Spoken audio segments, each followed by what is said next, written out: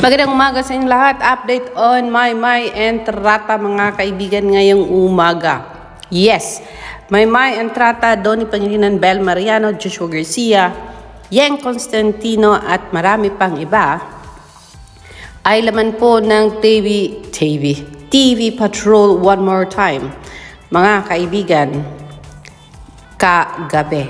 Bakit po? Dahilan po sa binalita na naman ng ABS-CBN itong paghahanda ng mga performers na pupunta sa ASAP England mga kaibigan. Paano po natin nasabi yan? Dahilan po yan sa balitang ito ng TV Patrol. Gusto niyo bang malaman yan mga kaibigan? Sabi dito, kahit abala sa kanilang upcoming project, sina Maymay Entrata at Joshua Garcia, naglaan muna sila ng panahon para maging bahagi ng star-studded lineup ng ASAP in England sa August 30. So yes mga kaibigan, it is visible. Kitang-kita po natin kung sino ang na-highlight sa TV Patrol na ito. Hindi si Donnie, hindi si Bel, hindi si Yeng, kundi si Maymay Entrata at Joshua Garcia. Dahilan po yan, sa mga panahong ito ay naghahanda po ang dalawang ito para sa kanilang upcoming project sa ABS-CBN. So paano ba natin malalaman na talagang naghahanda si Maymay? Aba, syempre may pa-jogging si Maymay kasama ang coach. May pa-jogging si Maymay kasama si Miss Catherine Bernardo. At may mga magaganda tayong nakikitang mga video clips sa social media. So that is what you say na paghahanda sa kanilang mga projects. So yes, we will dig more onto that projects later mga kaibigan. But for now, I want you to watch this small video from ABS-CBN mga kaibigan. Let's all watch this. Extra excited si Robbie Domingo sa paparating na grand celebration ng ASAP sa Birmingham, England sa August 30. Being part of ASAP for 17 years, parang it's one thing na maging host ka na isang programa, pero it's another thing to be a fan of the program that you're part of. I think we've got an awesome show to showcase, and that is proudly Pinoy and proudly world-class. Itinuturing naman pahinga ni Donnie Pangilinan ang ASAP. Trabaho siya, pero may kasamang play din, may kasamang gala, may kasamang roaming around, and yeah, it's for sure a second family to me yung ASAP. Kasado na rin ang performances ni Yeng Constantino at Bel Mariano. Super excited to be with my ASAP kapamilyas. Para kaming mag-field trip. ASAP family going there is bringing home to our kapamilyas there. So, I hope once we're there, maparamdam namin sa kanila yon.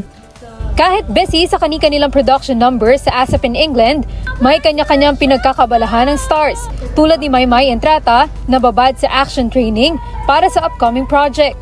Kita niyo po yung buhok ko. Pakalbo na po ako. Charot lang. Matagal ko na po talaga sinasabi to. At gusto kong genre na itatry po. At yun po yung action talaga. Tapos ngayon matutupad na siya. Kaya excited ako. Excited na rin si Joshua Garcia na mag-break muna sa kanyang look ngayon para sa role sa isang upcoming movie. Ongoing pa rin yung shoot namin ng movie. Mag-shooting kami, I think, hanggang second week ng September. Mag-ano muna ako, ahit muna ako for Birmingham, then pagbalik ko, back to Gaganapin ang ASAP in England sa BP Pulse Arena, Birmingham sa August 30. So yes, yan po ang balitang bigay sa atin ng ABS-CBN. Ayan, Maymay ha. Talagang feature kung feature ang isang Maymay Entrata sa ABS-CBN TV Patrol for 2 consecutive days na po yan mga kaibigan. Meron ditong palarga si We Love the Tea 4 hours ago. Just in, at Star Cinema announces a new movie. Chances are it won't be Bel Mariano and River Joseph a missed opportunity if true. Dahil nga po ang movie na ito ay bali-balitang ibibigay kay Will Ashley at may ka-love triangle daw ito mga kaibigan. And so We Love the Tea is a bit disappointed because he was really wishing for a movie project. It's been a while na talaga pinopost niya ito sa social media. Like promoting for a project para kay na Bel Mariano and River Joseph, mga kaibigan. Kung si Donnie ay pwedeng maka-team up si Maymay and Trata, bakit hindi pwede si Bel? Pwede, mga kaibigan. We Love the Tea. Pwede naman. Bakit sounds unfair? It's nasa isipan mo yan. Many artists are hindi nabibigyan ng break, and many artists are deserving for new breakthrough, new project, mga kaibigan. And syempre, maumay ka din kung palaging every year may project ang mukhang ito at whole year round ito lang ang mukha na makikita mo. Bel Mariano just finished He Is Into Her. Bel Mariano just finished yung bagong series nila sa View ni Donnie Pangilinan, How to Spot a Red Flag. And then makikita na naman nila ang mukha ni Bel for new series. Makikita na nga nila si Bel, di ba, sa Meet, Greet and Buy. Tapos gusto niyo pa uli ng isa pang project na ni Bel Mariano. Kung ganyang nakikita na nga na humihina din yung views niya sa YouTube.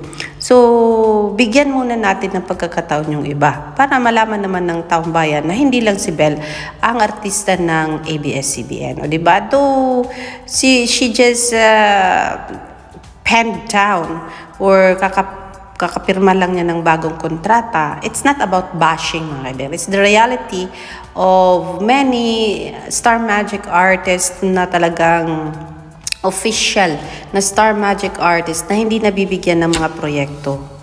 It's kind of greedy. If you want to just see one face in the whole year, 10 years time sa screen ng ABS-CBN, so di ba maumay din ang tao? Bakit pwedeng pahinga din siya ng konti, tapos bigyan uli ng break, bigyan uli ng project, para ng mga tao naman ay talagang hindi mapagod sa pagmumukha ng isang Bel Mariano. So, it's not, sorry po kasi sounds unfair kasi ang nabasa ko. And it's not sounding like that.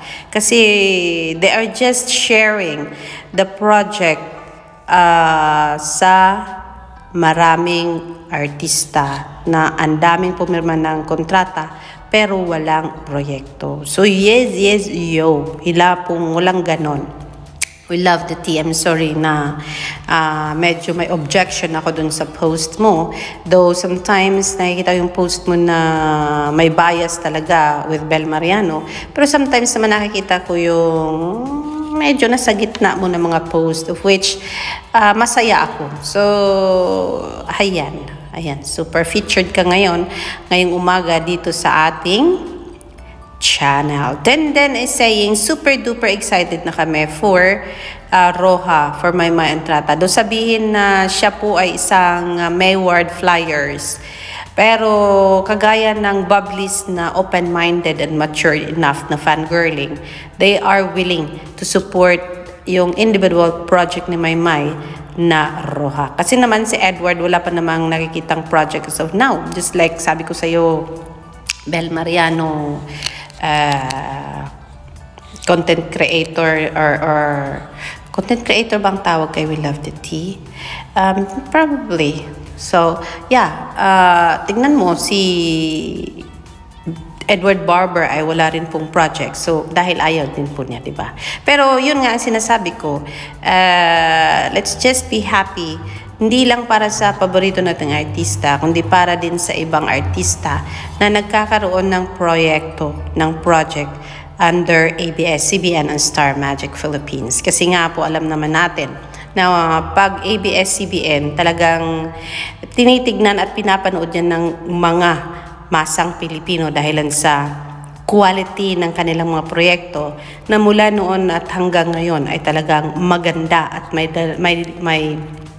bit-bit na talagang bigat, o diba? That means may quality para panoorin ng madlang people. So yes to Will Ashley's project. And he is not just a Will Ashley, mga kaibigan. He can sing, he can dance, and he can act. So give him a break as well. Just like Viver Esclito, she can sing, she can dance, she can act, and she can do hosting as well. So just like that, sharing all the blessings, not just for a few, but to many, o diba? Parang ganun lang tayo. So yes, balik tayo kay Maymay and Kai, doon ni Pangilinan. So thank you so much ng marami ABS-CBN for giving them the opportunity to work together. Talagang matagal naming inantay ito. Matagal naming hinangad para kay Maymay. And yes, Maymay saying this is her dream come true project. Dahilan po, this is her wish and talagang pangarap niya. At unti-unti talagang pasalamat tayo sa ABS-CBN under, of course, the management, mga Direk Loren Jogi, mga Love Kapulong, yung talagang mga taong nasa likod ng mga proyekto ni Maymay Entrata dahil unti-unti nilang binibigay ang pangarap ng isang Maymay Entrata. From modeling, international man or lokal, from singing, international man or lokal, from hosting, international man or lokal, and for giving Maymay more exposures. Just like having Maymay being interviewed by a lot of people from abroad and from the Philippines as well. And that is because of hindi natutulog si Miss Love Kapulong para bigyan ng maraming project ang lahat ng artista na under sa kanya. We saw na binigyan niya ng proyekto si Eric Santos with lots and lots of castings and concerts. Bigyan ng break si Vina Morales GMA with teleserye. AC Bonifacio is doing great. Alexa Ilacad is doing great as well. I'm not sure if she is under Miss Love Kapulong.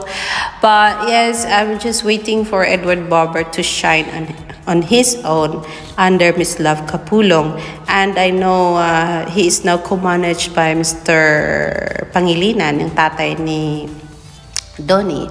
So we'll wait for the right time for his start to shine, mga kaibigan. So yes, sabi ni Maymay, this is her dream come true. And let us all give the credit ng pasasalamat sa mga taong talagang nagmamahal kay Maymay at hindi siya pinabayaan, hindi siya binitawan kahit pa noong mga panahon na siya ay down na down at mga panahong humina yung syempre yung mga proyekto niya dahilan sa marami siyang inaatupag, marami siyang hinaharap sa buhay. But now I think she is ready, more than ready enough for acting and for more projects, mga kaibigan, seeing how she is right now sa pakikitungo sa mga kasama niya sa at syempre sa under sa ABS-CBN and seeing this kind of video photoshoot with Miss Catherine Bernardo. It's not a big deal for many maybe, but for me, it's a big thing na makita silang together and sa public, mga kaibigan. So maybe pasalamat din tayo doon. So yes, that's the latest update. Ng dami ko talagang dada. Si Alexander Lexa Juice, hindi talaga matapos-tapos. I want to go live para hindi na mag-edit, but then I don't want to show my face anymore. Charot. Pag hindi na lang mapigilan, magla-live po si Alexander, pero as much as possible, let's just give you an update through voiceover, diba? So yes, that's our latest on Mama Entrata and Donnie Pangilinan sa paghahanda ni Maymay. At patuloy pa rin siyang nagte-training para sa Roja. And Joshua Garcia, good luck to his, of course, project as well. May teleserye yata din si Joshua Garcia. Kung kaya, more blessings to them, more projects to them. God bless them and the management as well. Alexander Lexter Choose. Magandang morning, everybody.